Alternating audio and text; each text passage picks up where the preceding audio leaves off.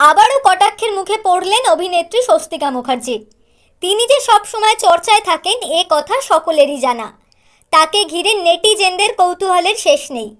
অভিনেত্রীর ব্যক্তিগত জীবন থেকে কাজের বিষয় সব কিছু নিয়ে জানার জন্য মুখিয়ে থাকেন দর্শক।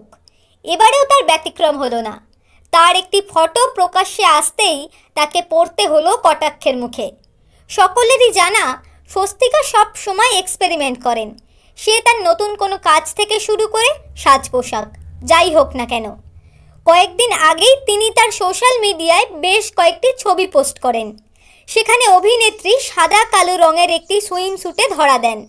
সেই ছবিতে তার মেয়ে কমেন্ট করে জানান এটা তার সুইমস্যুট।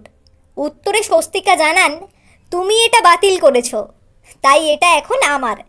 এই ছবি প্রকাশ্যে আসতেই নেট দুনিয়ায় মুহূর্তের মধ্যে ভাইরাল হয়ে যায়। শুরু হয়ে যায় কমেন্টের বন্যা। কেউ বলেছেন অতি জঘন্য লাগছে বিশ্বাস করুন। কেউ বলেছেন রুচিশীল মানুষটা দিন দিন রুচিহীন হয়ে যাচ্ছে। আবার কেউ বলেছেন এই বয়সে এসব আর মানায় না। তবে অনেকেই তাকে বাহবা দিয়েছে সুইমস্যুটে নিজের মতো করে প্রকাশ্যে আসার জন্য।